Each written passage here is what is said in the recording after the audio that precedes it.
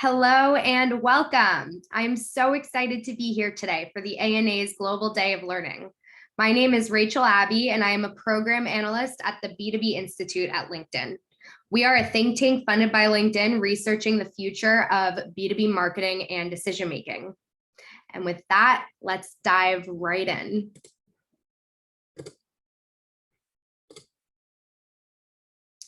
Today, I'm going to be sharing pretty much everything our team has learned over the years about how to build strong brands. And since a lot of this thinking comes from professors Byron Sharp and Jenny Romaniuk at the Ehrenberg Bass Institute, authors of the foundational marketing effectiveness book, How Brands Grow, we call this course How B2B Brands Grow.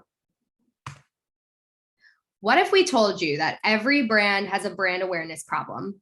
This may seem very intuitive for small brands and startups, but you may be thinking, how can it be possible that some of the biggest, most famous companies in the world have an awareness problem? The answer lies in the story of Salesforce, a story we had the pleasure of hearing earlier this year in our interview with their SVP of Global Brand, Colin Fleming. Salesforce is one of the largest B2B brands in the world. They're famous. Most professionals have heard of them from their logo, the Dreamforce conference, or the Salesforce Tower looming over the San Francisco skyline. But did people know what Salesforce actually sold? When we spoke to Colin Fleming, he told us that he found that the answer is no. A lot of people knew Salesforce, the brand, but they didn't know what Salesforce actually sold. And frankly, knowing what a company sells is a really important first step to actually buying what they're selling. This is a very specific type of awareness problem that we call situational awareness. And more formally, this is known as mental availability. Mental availability is all about being easy to mind. It's the probability that your brand comes to mind in different buying situations. And building mental availability is the chief objective of all of your brand building activities. So in 2019, under Colin Fleming's leadership, Salesforce launched its Trailblazer campaign to build mental availability across CRM buying situations. They used characters such as Astro, Cody the Bear, and friends from the Trailhead environment to illustrate how Salesforce brings companies and customers together, its most intuitive buying situation, but also how Salesforce brings government and citizens together, as well as manufacturers and customers. By using these characters and using this very simple messaging, Salesforce is building mental availability around key CRM buying situations. They are expanding and building their mind share. And in doing so, they are directly driving market share growth for the company. Like I said before, mental availability is the chief objective of all of your brand building. All of your brand building must be making your brand more easy to mind in key buying situations. Mental availability is all about being remembered, because at the end of the day, the brands that are remembered are the brands that are bought. And so today we're going to cover the R&B approach to brand building so that you can help your brand stay remembered. Reach, message, and brand. Now let's start with reach. We'll start with a very pervasive marketing myth. Most marketers think that advertising is all about reaching the right buyer at the right time in the right place to move them down the funnel right away. We see this in our LinkedIn data. 96% of B2B marketers run in-market campaigns and expect results within 2 weeks. As great as it would be if this is how marketing works, it's just not. Marketing is not about moving anyone through a funnel. It's actually about reaching people who aren't even in the funnel today.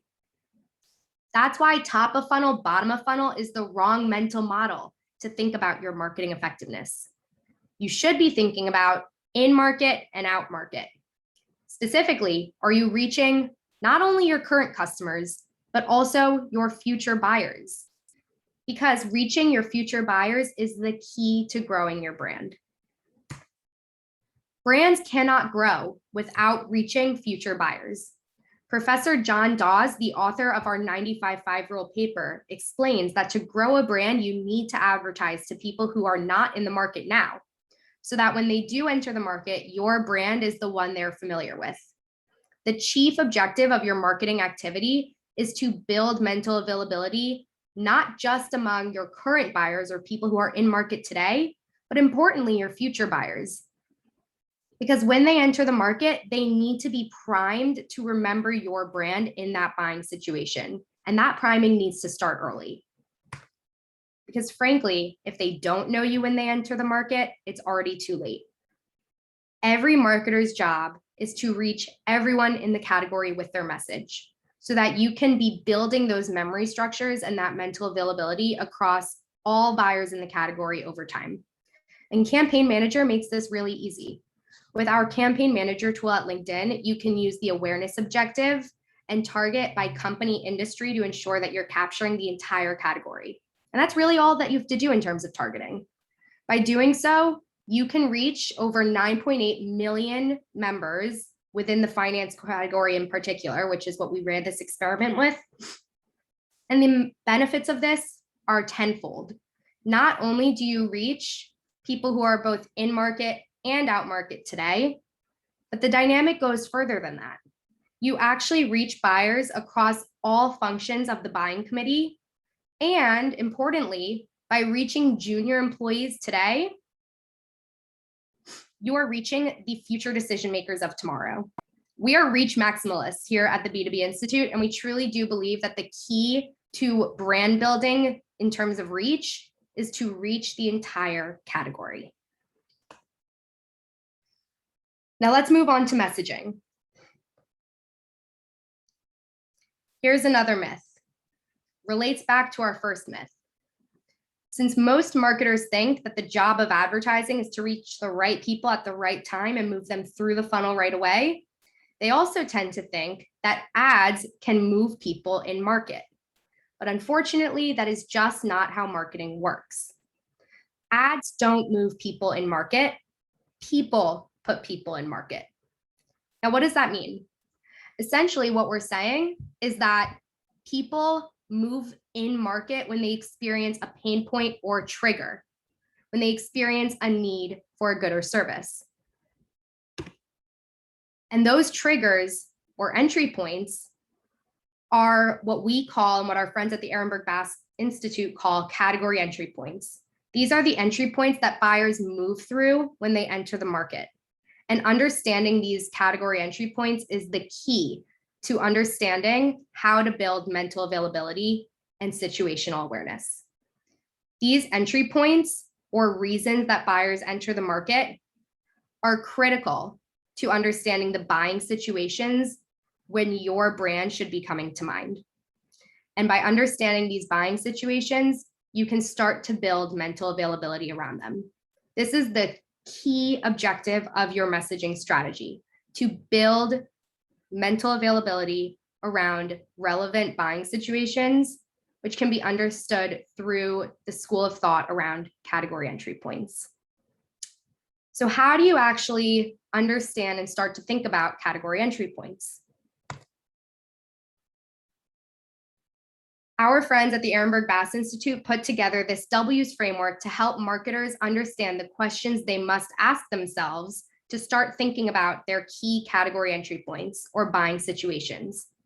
These include why buyers are buying the product or service in terms of motives and benefits, when, what time of year, with whom, while doing which activities, and how they're feeling when they enter the market. Now, these W's are all great prompts to start understanding your key buying situations, but the key takeaway here is that when it comes to considerations for your messaging, situation trumps perception. In other words, it's not about what people think of your brand, it's about when. You need to be building situational awareness around key category entry points or buying situations so that you can link your brand to those buying situations. People don't spend time thinking about your brand in general. They will think of your brand when they have a need for your brand. And it's important to link your brand to that buying situation so that when someone is in the market, your brand is the one they think of. Now, building general situational awareness with your messaging is great, but if your messaging isn't getting any attention or building memory structures, then it won't be recalled in the future when a buyer enters the market. This is why it's critical that B2B marketers start to embrace emotion with their creative and with their messaging. All that we see in B2B marketing today is rational messaging. Facts and figures, ROI, stats. You know what we're talking about. You've seen these ads, and they're all too rational.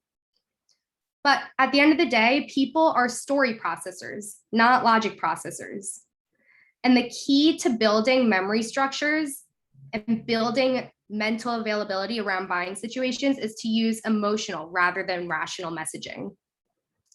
Our partners at System One, a creative scoring agency in the UK, actually quantify the emotional response evoked by any given ad using a star, spike, and fluency algorithm.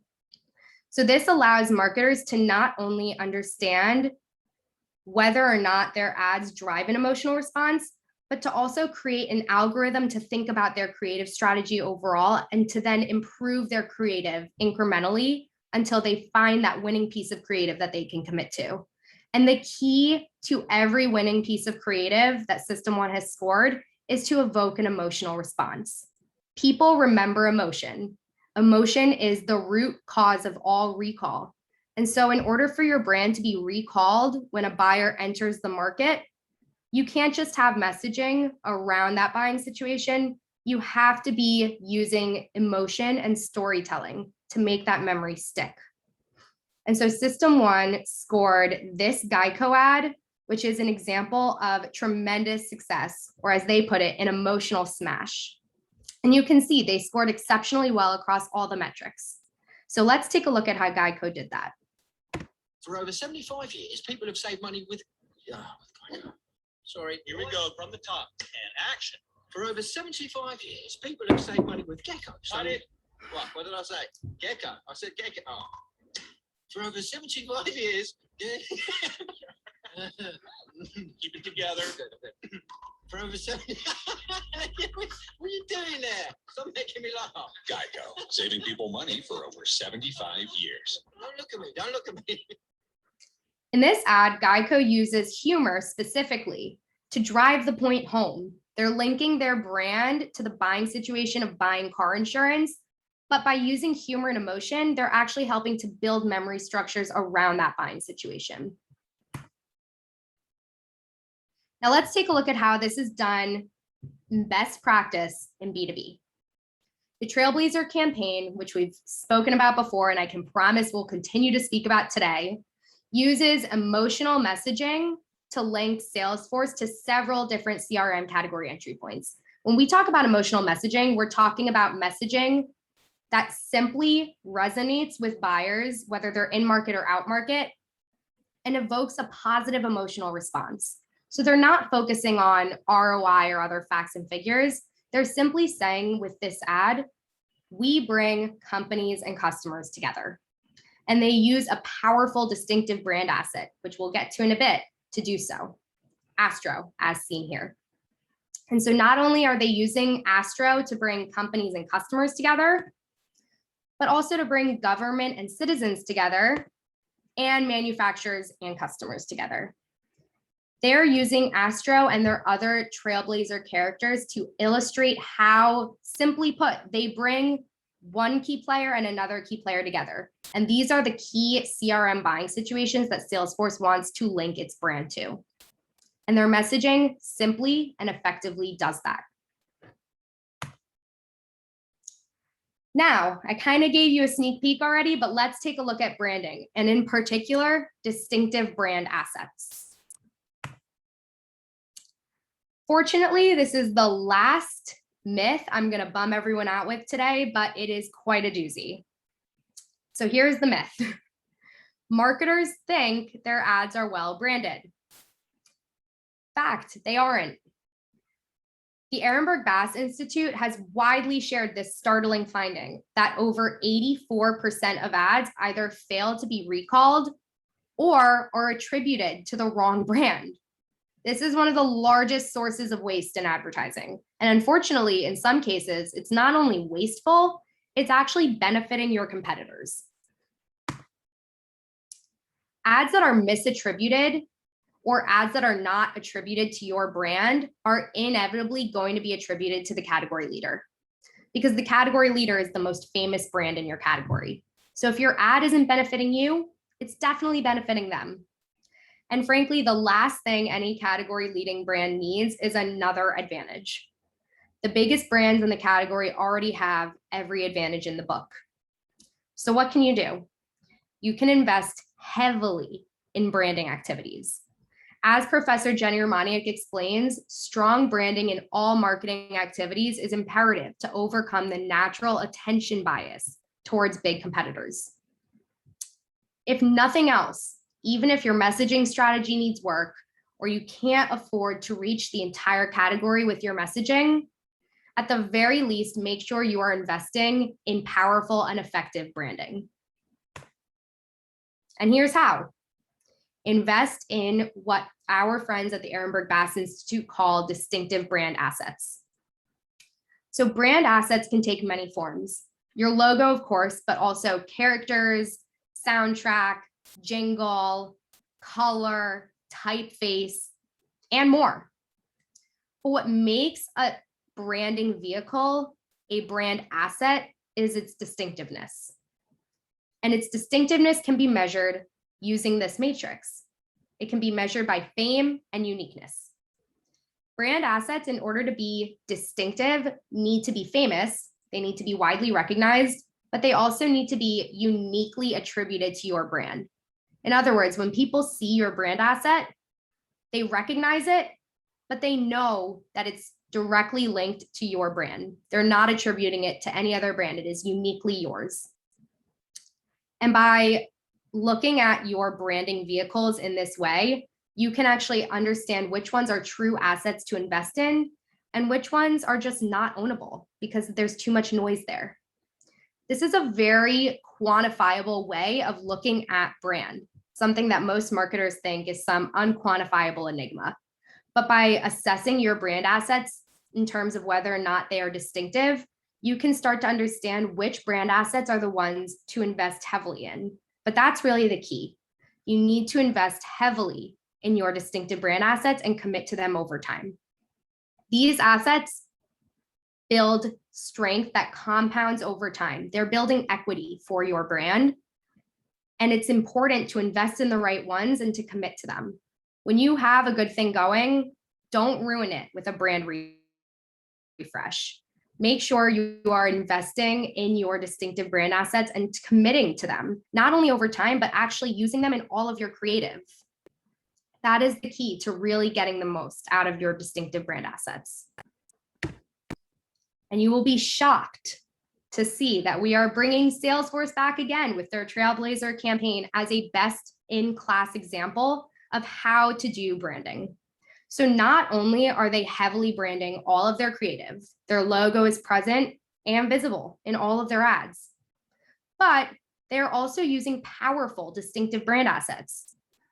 Even though there's technically no silver bullet in advertising, we believe characters are as close as it gets. Investing in a character is extremely ownable.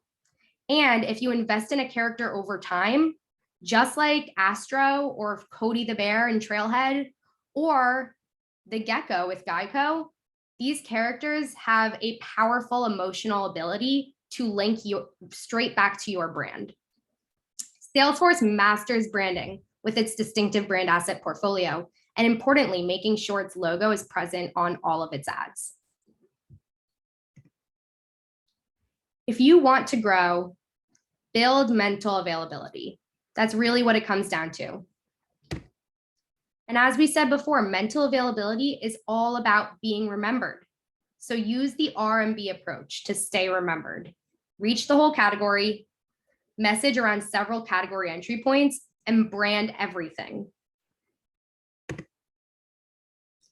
Those who successfully implement R&B will grow their brands and, importantly, their market share. As you can see on this chart, mental market share or mental availability is directly linked to traditional market share. Those brands who are easy to mind, who have the most situational awareness in relevant buying situations, are the ones who will grow their brand, grow their sales, and grow their market share. And so if there are two things to take away from this presentation, beyond the R&B approach itself, let it be this. Each step of R&B is measurable, and each step directly contributes to the bottom line. Many marketers think, like I said before, that brand is some unquantifiable enigma, but it doesn't have to be. Follow our R&B approach to build your brand strategy, track it, and importantly, stay remembered in the minds of your buyers. Because after all, the brands that are remembered are the brands that are bought. And so that's the show. Thank you so much for listening to me ramble on today about how to build powerful B2B brands. You can read all of our research at b2binstitute.org. A lot of these findings came from our How B2B Brands Grow publication, which is on our website, jointly published with the Ehrenberg Bass Institute, but they also come from several of our other narratives and our B2B trends throughout the years. So please take a look at all of these materials on our website, and please connect with us on LinkedIn. My name is Rachel Abbe. I am happy to connect with anyone and everyone who may have questions about the presentation today. So please connect with me and message me on LinkedIn. And please follow us on LinkedIn. The B2B Institute has a company page. Follow us and stay up to date on all of our new content, upcoming events, and more. Thank you so much. And thank you again to the ANA for hosting this fabulous day of learning.